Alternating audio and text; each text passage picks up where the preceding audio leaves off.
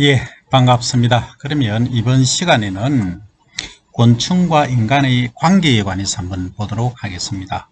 농진청의 홈페이지 들어가 보시면 다양한 자료들이 있습니다. 그 중에 여기 보시면 알인지 분변토인지 있습니다. 그죠? 그리고 곤충이 있습니다.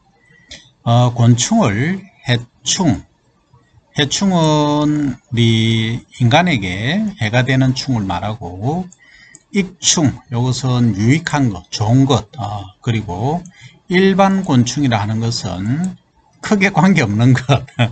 그러니까 관계없다고 얘기하기는 뭐하지만, 그러니까 해를 끼치거나 유익하거나 하지 않는 그냥 일반적인 것, 이렇게 나눈다 하는 얘기입니다. 그러면 이 기준은 뭐냐면 실제 경제적 가치를 중심으로 한 우리 인간이 분류한 것이죠. 그죠? 그래서 곤충학이라 하는 것은 크게 일반 곤충학하고 응용곤충학, 그게 두 가지로 나누는데, 우리가 실제 그 곤뱅이를 한다거나 깔씨꺼저리를 한다거나 메뚜기를 한다거나 이런 것들은 일반 곤충이 아니고 주로 이제 익충에 관해서 하는데, 요걸 이제 응용곤충학 이렇게 보시면 됩니다. 그죠? 그래서 일반 곤충은 형태적으로, 생리적으로, 생태적으로, 생물지리학적으로, 행동학적으로 곤충 자체에 관련해서 연구하는 학문이 일반 곤충학이고, 응용곤충학은 뭐냐면 농업에 관련된 곤충학, 그 다음 산림에 관련된 곤충학, 그 다음 수산에 관련된 곤충학, 의학 곤충학, 이렇게 이제 구분을 하는 것이죠. 그리고 일반 곤충학을 기초로 해서 인간과의 이해관계를 중심으로 연구하는 학문이 되겠다 하는 겁니다. 그죠? 그 다음 곤충과 인간의 관계를 살펴보면 가장 기본적인 것이 식량 사이에 둔 것이다 하는 것. 식량이라고 하는 것은 먹을 식자죠. 그죠? 그러면은 우리가 인간이 먹는 것입니다. 그죠? 먹는 것, 그게 식량입니다. 그러면 어떤 분들은 식량과 식용작물, 식량작물과 식용작물의 차이를 잘 혼돈하고 계시는데, 자, 여기 식량이라고 하면 우리가 직접적으로 먹는, 다이렉트로 먹는, 섭취하는 쌀도 있지만 고기도 먹잖아요. 그러면 고기를 생산하기 위한 것, 그러면 사료작물이라고 하겠죠. 예를 들어서 소를 먹인다, 돼지를 먹인다는 이런 것들을 다 포함하면 이것을 식량작물이라 하고, 식용작물은 다이렉트로 바로 먹는 걸 말합니다. 주로 미곡들이 여기에 많이 포함되죠. 벼, 그러니까 쌀, 보리, 밀, 호밀, 기리, 잠두, 녹두, 콩, 팥, 다 여기 포함된다는 거죠. 그래서 인류의 농경 역사를, 농업 행위를 한 역사를 1만 년 정도로 추정해 보면, 초기에는 실제 씨 뿌리고 수확하고 비료주고 하지는 않았겠죠. 단지 야생에 존재하는 것을 수집, 그러니까 채집, 돌아다니 보니까 열매가 있네, 뭐 쌀이 있네, 이렇게 갔겠죠. 그죠? 이렇게 이제 시작을 해서 식량을 구하면서 자연 생태계에서 곤충과 공존관계를 유지했을 것이다. 그죠? 하지만 농업 발전과 더불어서 곤충이 해충화함으로, 이제 이 말은 뭐냐면 농업 발전이라고 하는 것은 우리가 그냥 채집을 하다가 이제 다니기도 귀찮고 너무 양이 적어서 힘들다, 우리 논이나 밭을 만들어서 거기다가 종자를 심어보자, 그래서 요걸 가지고 좀 양도 늘리기 위해서 비료도 주고, 그 당시에는 비료라는 개념이었고 퇴비, 인분 뭐 이런 것들이 있겠죠. 그렇게 이제 하다 보니까 이 어느새 요 같이 살던 아무 별 개념 없이 있었던 놈들이, 이놈들이 이걸 같이 먹는다는 거죠. 인간하고. 그래서 해를 끼치는 충으로 변한 거죠. 그래서 인간과 곤충의 어떻게 보면 생존 경쟁이 시작되었다. 이렇게 하면은 상당히 좀 뭔가 기분이 매우 안 좋죠. 생존 경쟁이라. 그런데 실제 농업행위를 하시다 보면 이 말이 실감이 나실 겁니다. 저기 예를 들어서 호주 아시죠? 그죠? 호주에 가보시면 메뚜기 떼가 한번 쉥하고 새카맣게 하늘을 가린다. 태양의 햇빛을 가린다 할 정도로 때가 엄청납니다. 이놈들이 한번 쫙 거기에 머물렀다가 지나가면 잎이 싹 없어져 버린다. 초록색이 없어져 버린다는 거죠. 그 정도로 무섭다. 그것은 대량으로 있을 때 하는 얘기고, 어쨌든 인간이 이 농업행위를 하면서 이 곤충과 이런 그 경쟁 관계에 생겼다. 그래서 더 문제는 이게 이제 집단화하고 또 비료를 많이 주면 줄수록 또 잎이 연하거나 하면 할수록 뭐 한다는 겁니까? 이놈들하고 더 경쟁이 많다는 거죠. 그러면 우리가 이놈들하고 경쟁을 줄이려고 하면 식물 종을, 그러니까 작물이죠. 우리는 필요에 의해서 재배하고 가꾸는 것을 작물이라고 하니까 작물의 종류를 다양하게 하고 건강하게 재배를 해야 됩니다. 양을 늘리기 위해서 질소질 비료 관계된 것을 너무 많이 주면은 잎이 연하고 하기 때문에 얘들이 다, 곤충들이 다 먹어버리죠. 그런 문제가 있다, 그죠? 그 다음 식물 재배 기간 뿐만 아니라 재배 이후에도 저작물 해충으로 경쟁은 지속된다. 근데 실제 그 쌀을 옛날에 그 저장하다 보면 바구미라는 애가 있어요. 이 애가 다 깔아 먹어버린다. 그래서 보관을 잘못해서 문제가 되고 하는데, 겨울에 저거 이제 온도가 낮으면 저온에서는 얘들이 충들이 활동을 못 합니다.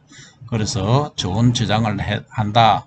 그리고 또 불포 지방이 많기 때문에 쌀은 산패가 잘 되죠. 산패를 막을 수 있는 방법이기도 하다 해서 저온 저장을 주로 하고, 최근에는 어디까지 갔냐면 진공 포장까지 가 있죠. 그죠? 예, 이렇게 변해가는 겁니다.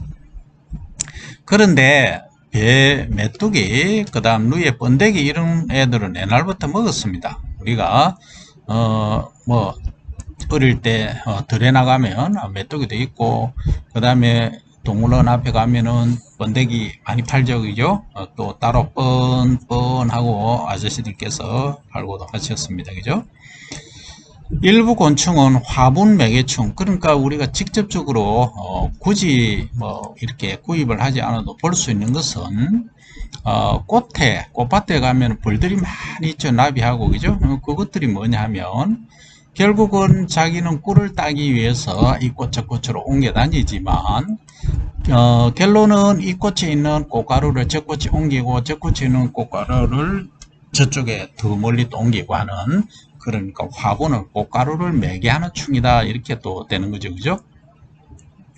그 다음 또 천적 등의 역할로 농업에 이로움을 준다, 이렇게 이제 얘기를 하는데, 우리가 보면 뭐 여러 가지 충들이 많이 있습니다. 그래서 그 중에서 무당벌레라는 애가 있어요. 그러니까 무당벌레 중에서 칠성, 등이 7개의 별이 있는 세 번 스타죠.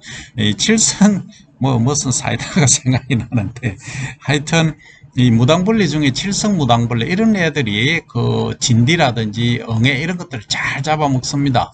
그러면 특히 이제 우리가 버드나무, 수양 버드나무 같은 게 있으면은 이게 칠성 무당벌레들이 상당히 많습니다. 어쨌든 그런 걸 심어 놓으니까 이게 다른 충들이 적더라는 얘기죠. 그러니까 이제 그 채소 같은 거 유기재배 하는데 아주 도움이 되더라라는 얘기를 할 수가 있습니다. 그 다음에 양봉을 통해서 인류는 벌꿀을 수집할 수 있었죠. 그죠? 지금도 하고 있습니다. 민간에서는 가래, 군뱅이 등을 약용으로 사용하는 경우도 있다. 저는 오로지 군뱅이에 타겟을 두고 있습니다만, 그 다음 건강 위생 측면에서 벼룩이나 빈대, 모기 이런 애들은 전염병을 매개하며 인류를 위협하고 있죠. 그죠? 그래서 유럽 전쟁 1618년에서 1648년 30년간이 지속된 유럽 전쟁 동안에 전사자가 35만 명인데 전염병 사망자가 1000만 명으로 알려져 있습니다. 그러니까 30년간 전쟁을 해서 35만 명이 죽었는데 전염병이 1000만 명이니까 이건 뭐 엄청나죠. 그 다음에 유럽에서 1345년에서 51년 페스트, 이것도 내나 전염병이죠. 그죠? 병입니다. 창궐시 사망자가 2,500만 명으로 당시 유럽 인구의 4분의 1 정도였다. 현재도 세계적으로 보면 10억 인구 이상이 말라리아로 또 위협을 받고 있죠, 그죠? 그러니까 뭐 코로나19 마찬가지입니다. 실제 여기서 보면 지금 의료 기술이 좋아서 뭐 그나마 어떻게 뭐 방법이 있지만 과거에는 이 정도 의료 기술이 없었습니다. 근데 지금은 더 이제 참고를 하는 게 집단 생활을 많이 하니까 더 문제가 되죠, 그죠? 그러니까 한데 모여 살고 집단 문화 뭐 어떤 특정한 것을 얘기하기는 뭐합니다만 그런 것이 더 위협을 주고 있다 하는 거죠. 그 다음에 양잠이라고 하는 것은 소위 누에 치는 거죠. BC 3000년경에 그러니까 지금으로부터 5000년 이상 전에 동양에서 이제 주로 중국입니다. 시작되어 고급 의료 그러니까 이 의료라고 하는 것은 옷이자죠. 옷감이죠. 이걸 제공했고 중국에서 중앙아시아 비단길을 거쳐 유럽으로 전파됐다. 그래서 인류의 문화발전 계류에 중요한 역할을 담당했다. 이게 뭡니까? 소위 실크로드 비단길이죠. 유럽으로 향하는 거죠. 기타 건축 목재 충로는 흰개미 이 연구를 하시는 분들도 많이 계시죠. 왜냐하면은 그 목재 집을 지어 놨는데 흰개미하고 나무점 이런 놈들이 깔아 먹어 버리는 거죠. 그래서 오래된 문화재가 유실이 된다거나 파손이 되는 그런 문제가 있다 그죠. 이걸 또 관리하는 그런 그 전문가들도 계시죠, 그죠? 그다음 모기 깔따구 이런 애들은 수생곤충이 대발생하는데 교통과 통신을 방해하고 날 도래류가 수력 발전을 또 제어하기도 합니다. 뭐 다양하게 이런 놈들이 요소요소에 다 있죠. 그 다음에 뭐 이런 말도 하죠.